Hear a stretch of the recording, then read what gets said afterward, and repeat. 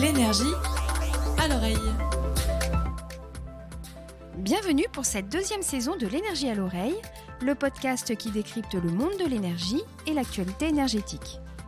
Ce podcast est produit par GEG, fournisseur et producteur d'énergie renouvelable. Bonne écoute.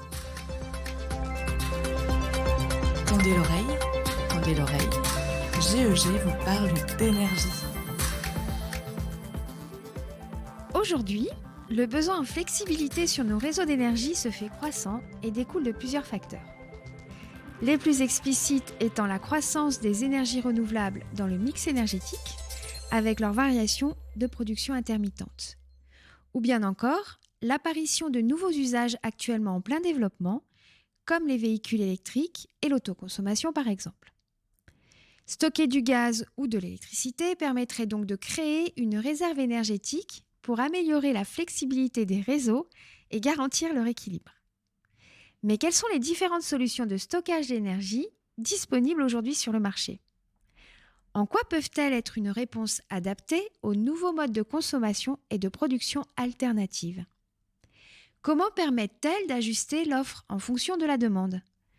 Pour savoir en quoi le stockage d'énergie peut apporter une réponse aux nouveaux besoins énergétiques, nous avons invité Sébastien Macron, responsable du département exploitation des ouvrages de production à la direction production d'énergie renouvelable de GEG, et Cyril Jarret, responsable de projets et notamment des projets de stockage d'énergie à la direction production d'énergie renouvelable de GEG également. Bonjour Sébastien. Bonjour Isabelle. Et bonjour Cyril. Bonjour Isabelle. Bienvenue dans le premier épisode de la saison 2 de notre podcast L'énergie à l'oreille. La question que je vais d'abord vous poser, histoire qu'on comprenne bien dans quel cadre on stocke de l'énergie, eh bien, c'est tout simplement pourquoi est-ce qu'on parle autant de stockage d'électricité aujourd'hui ? Tu as un peu parlé dans ton introduction de pourquoi on parlait de tout ça. Il faut bien comprendre que l'électricité, ça se stocke pas. Ça se stocke très mal en fait. Ça se stocke bien en matière première. On stocke facilement de l'eau, du gaz, du fuel, de l'air comprimé ou autre chose. Mais sur la forme de l'électron, elle se stocke pas en grande quantité facilement. Donc la particularité de tout ça, c'est qu'il faut en permanence équilibrer la production et la consommation au niveau du territoire national, voire européen. Et donc ça, c'est la mission de RTE sur le territoire français. Donc d'équilibrer la production et la consommation. Dans nos réseaux électriques. Dans le réseau électrique. Avec l'augmentation de la production ENR, pour lutter contre le réchauffement climatique, on a de plus en plus d'énergie intermittente. On peut avoir beaucoup de production quand on n'a pas forcément beaucoup de consommation. Le principal atout de stocker l'énergie, c'est de pouvoir l'accumuler quand elle est disponible et la restituer quand on en a besoin. Donc si on veut déployer au maximum les énergies renouvelables, il va falloir se tourner massivement vers de la flexibilité et du stockage d'électricité.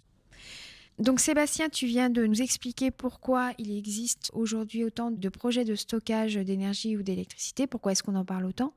Est-ce que vous pourriez m'expliquer ou me dire quelles sont les solutions qui sont les plus utilisées aujourd'hui peut-être ? Il faut bien comprendre qu'il y a deux sortes d'énergie. L'énergie primaire qui sert à fabriquer l'électricité, Oui. ou si on parle directement d'électricité en énergie secondaire.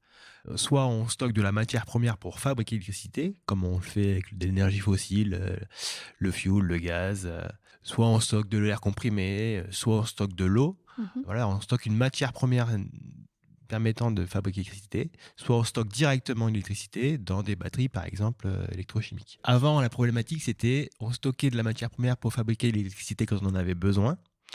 Aujourd'hui, avec l'essor des ENR, on fabrique de l'électricité quand on a du vent, du soleil.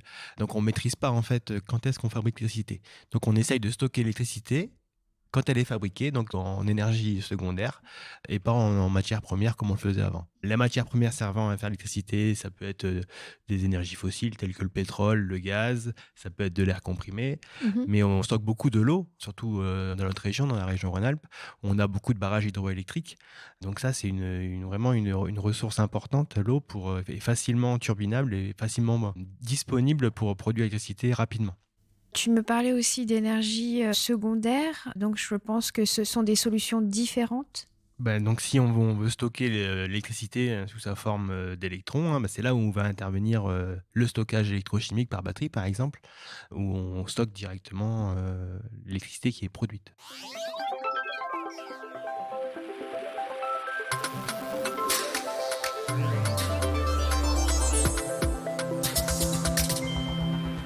J'ai lu que l'Agence internationale de l'énergie conseillait de stocker 6 fois plus d'énergie d'ici 2030 pour que l'on puisse produire 3 fois plus d'énergie renouvelable, toujours d'ici 2030. Est-ce que vous pensez que cet objectif est atteignable par rapport à ce qui existe aujourd'hui en termes de stockage d'énergie ? Oui, aujourd'hui, ce qu'on constate, c'est qu'il y a beaucoup de projets de stockage d'énergie par batterie qui sont en étude, en développement, en construction. Donc oui, c'est atteignable, je pense, oui. Si j'ai bien compris, actuellement, il existe plusieurs façons de stocker l'énergie. Cyril, est-ce que tu pourrais, s'il te plaît, nous expliquer la solution la plus usitée actuellement et on va dire une ou deux solutions d'avenir qui sont en train d'être testées et qui pourraient justement permettre de stocker 6 fois plus d'énergie d'ici 2030, comme nous le conseille l'Agence internationale de l'énergie. La technologie la plus répandue dans le monde, c'est STEP, donc c'est les stations de transfert d'énergie par pompage. Il y a 2 bassins, on transfère l'eau quand il y a des besoins croissants d'énergie ou qu'il y a un surcroît de production. On fait circuler entre ces 2 bassins. Et après, il y a tout ce qui est barrage hydraulique. Et la deuxième grande famille qui arrive après, c'est l'électrochimie. Donc tout ce qui est piles, batteries, vecteurs d'hydrogène. Voilà, et donc nous, c'est vers cette seconde partie qu'on s'est consacrée. Aujourd'hui, nous, on s'est tourné vers la batterie parce que c'est une technologie qui se développe facilement et qu'on peut mettre en œuvre rapidement. On a commencé notre réflexion et nos études en 2021. Et là, on voit qu'en 2023, on a quasiment 15 mégawatts de batteries qui sont soit installées en cours d'installation. Sur des projets comme l'hydrogène ou des STEP, il faut beaucoup plus de temps pour le développer. L'hydrogène, aujourd'hui, ça reste une technologie qui est en développement. Voilà, et on commence à voir sortir des électrolyseurs, mais c'est quand même pas simple de stocker de l'énergie électrique d'après des électrolyseurs. Voilà, ça a d'autres contraintes. En fait, dans le choix des technologies, il y a plusieurs facteurs. Il y a la durée de décharge qui peut aller de quelques minutes, quelques heures à plusieurs jours. La puissance délivrée par le système, quelques kilowatts à plusieurs mégawatts et gigawatts. Et puis le rendement, c'est ça le principal. Et donc ce qui va encore beaucoup se développer, c'est les batteries de type stationnaire lithium-ion, parce qu'elles ont un très fort rendement. On est entre 80 et 85%. Il y a une rapide mise sur le marché, donc je pense que c'est celles-ci qui vont commencer à continuer à beaucoup se développer. Après, il y a pas mal d'expérimentations autour de l'hydrogène, mais bon, c'est beaucoup plus coûteux. Il y a des expérimentations thermiques avec du stockage, mais de type ballon d'eau chaude, voilà, qui est un petit peu moins répandu, mais voilà. En tout cas, si on veut répondre aux besoins de flexibilité de RTE, les batteries stationnaires seront d'une grande aide, et il y en a déjà encore beaucoup dans le stock en termes de certification auprès de RTE. Voilà. Puis si on veut faire des services systèmes, en fait, c'est aussi la réactivité de l'actif qui rentre beaucoup en jeu. Nous, on veut s'offrir sur le marché de la réserve secondaire, la FRR qui va ouvrir bientôt. Et donc, c'est un mécanisme d'enchère et le prix peut changer toutes les 4 secondes.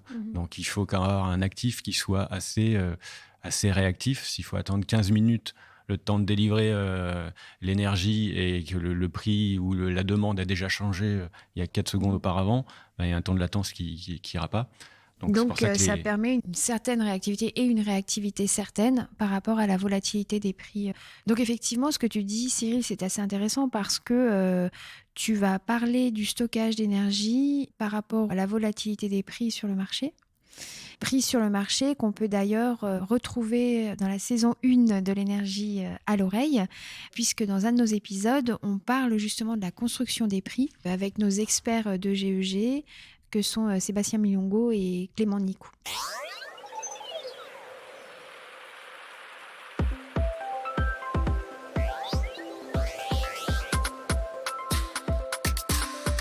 Donc si je résume un petit peu toutes les informations que vous venez de nous communiquer, Pourquoi est-ce qu'on parle autant de stockage d'énergie aujourd'hui? C'est parce qu'on est en pleine transition énergétique. C'est parce qu'en fait, ces solutions sont une réponse aux productions intermittentes, aux nouveaux besoins également. Je parlais tout à l'heure de véhicules électriques, d'autoconsommation. Est-ce que vous en voyez d'autres, vous, de besoins qui sont en train de se développer de plus en plus dans notre mode de vie, dans notre milieu professionnel? On parle aussi beaucoup d'autoconsommation, collective ou individuelle. Oui, plus on aura d'énergie renouvelable de raccorder sur les réseaux, plus il y aura des besoins de flexibilité et de stockage d'énergie parce qu'on ne la produit pas forcément au moment où on la consomme. Et c'est vraiment ce point important de tout ça. Voilà, c'est ce qui la rend par nature intermittente et du coup, on a des creux assez marqués. En fait, on a des courbes, notamment les belles journées qu'on a eues ces derniers mois. Et on a un grand soleil et du vent. Voilà, par nature, on a moins besoin d'électricité pour chauffer et il y a des creux de pics négatifs très forts entre midi et 16 heures, par exemple. Et donc, c'est là où on a besoin de batterie pour lisser ces pointes et puis charger quand on a un surplus d'électricité. Le problème, c'est que quand on a beaucoup de production et pas beaucoup de consommation, les gens se débarrassent de leur production et ils sont prêts à payer pour se débarrasser de leur production parce qu'ils ne peuvent pas forcément arrêter facilement leurs unités de production. On constate, surtout en intersaison, comme ces derniers jours, ces dernières semaines, des gros effets de bord sur les prix de production avec des prix négatifs. Donc, on a de la volatilité dans les prix. En fait, quand il n'y a pas beaucoup de production, beaucoup de consommation, les prix sont élevés. Mais à l'inverse, les prix sont aussi faibles, voire négatifs, et ça pose des problèmes. Sébastien, quand tu dis dernièrement, on est bien d'accord que c'est en avril-mai 2024 ? Alors oui, c'est ça, mais plus les années passent et plus il y a d'énergie renouvelable de connecter, et plus ces périodes de prix négatifs arrivent régulièrement, et elles arrivent, on en a eu en décembre 2023 par exemple, on en a eu un petit peu en janvier, donc ça devient même quasiment toute l'année, quoi. D'accord. Alors ce phénomène de volatilité des prix, justement, quand tu disais les gens veulent se débarrasser de plus en plus de leur énergie qu'ils produisent. Ce sont les particuliers? Ce sont des entreprises? Est-ce que tu peux nous spécifier un peu plus? Non, on parle surtout des grosses unités de production, donc le nucléaire. Le nucléaire, c'est quand même des ouvrages qu'on ne peut pas arrêter facilement. Donc voilà, ça joue énormément sur l'effet prix, quoi. Donc, on stocke de l'énergie. GEG a mis en production des projets de stockage d'énergie par batterie, comme tu nous le spécifiais, Cyril. Depuis quand est-ce que GEG a décidé de se lancer dans j'ai presque envie de dire ce nouveau métier, mais pas tant que ça, parce que stocker de l'énergie, ça fait quelques années qu'on le fait, mais peut-être pas à une échelle aussi importante qu'aujourd'hui. Est-ce que tu peux nous expliquer un petit peu en quoi consistent ces projets de stockage? Bien sûr. On a commencé en 2021 avec un petit projet sur la commune de Villers-Bonneau d'1 mégawatt et 1,7 mégawattheure de capacité. Donc on fait principalement de la réserve primaire des services systèmes. Est-ce que tu peux nous expliquer ce qu'est la réserve primaire? La réserve primaire, alors son petit nom européen c'est la FCR et elle permet de réguler la fréquence à 50 Hz pour qu'il y ait toujours un équilibre entre la production et la consommation.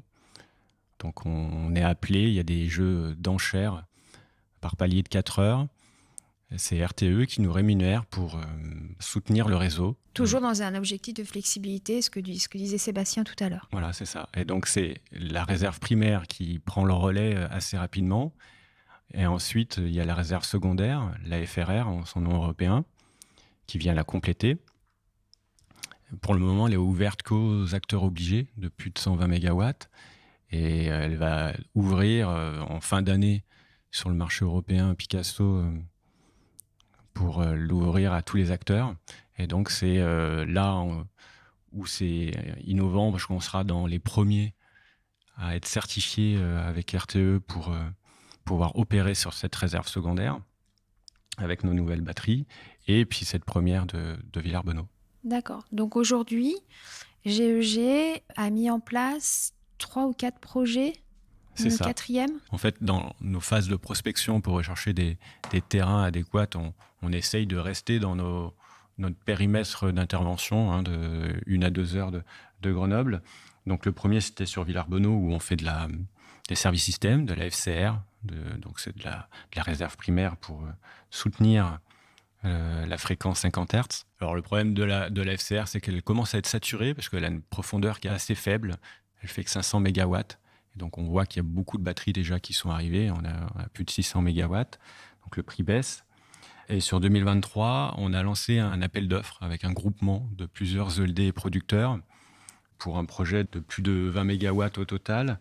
Et on a lancé donc les constructions sur 2024. Donc avant, il y a eu toutes les phases de prospection, de permis de construire, d'ICPE, de génie civil.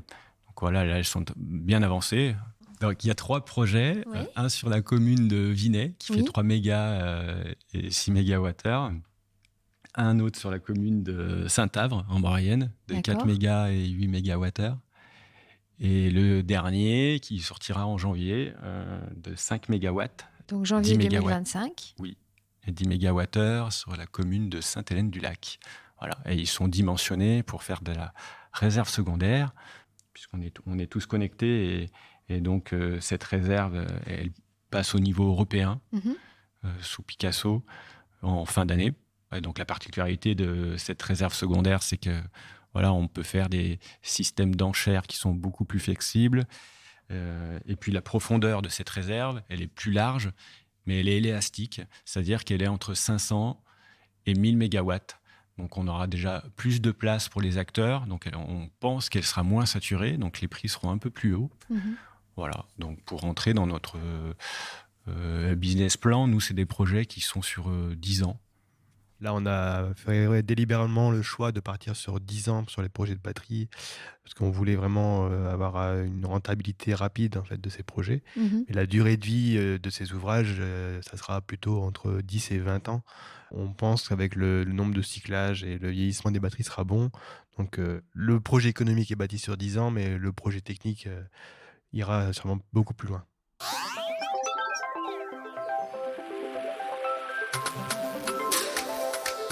L'énergie à l'oreille. Donc GEG est producteur d'énergie renouvelable depuis plusieurs années maintenant. Est-ce que c'est parce qu'il est producteur qu'il a voulu se lancer aujourd'hui également dans le stockage d'énergie ?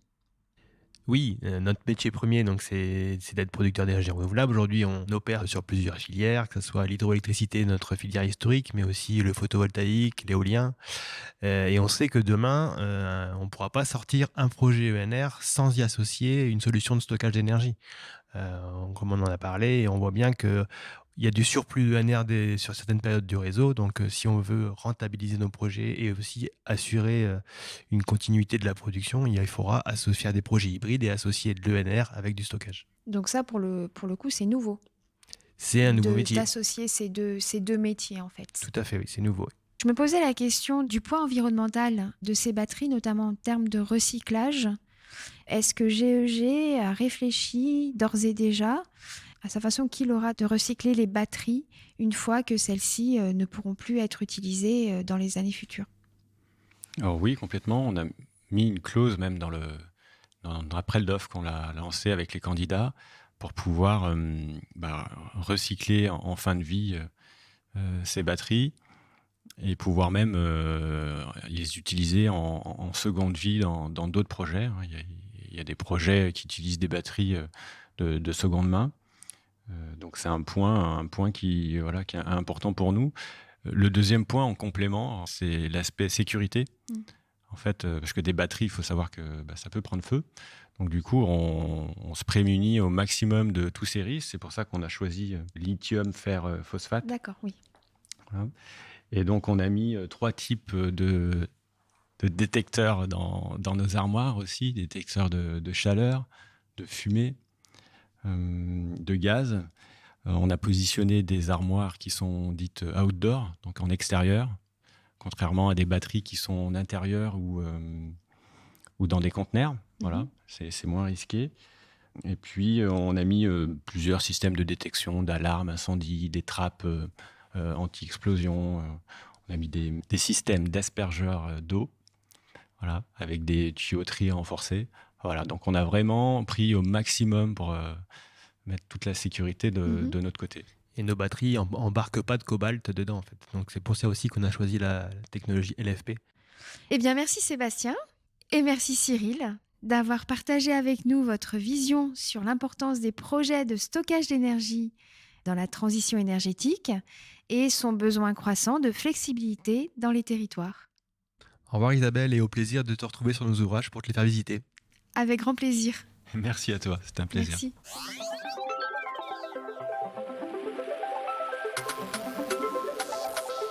L'énergie à l'oreille. Un grand merci de nous avoir écoutés en intégralité. L'énergie à l'oreille revient très vite pour un prochain épisode. Retrouvez aussi notre article dédié à ce sujet sur notre blog, ainsi que les différentes ressources via le lien en description du podcast. Tendez l'oreille, tendez l'oreille. GEG vous parle d'énergie. Et si vous l'avez apprécié, partagez-le autour de vous et laissez-nous votre avis et 5 étoiles sur Apple Podcasts ou sur Spotify. À bientôt!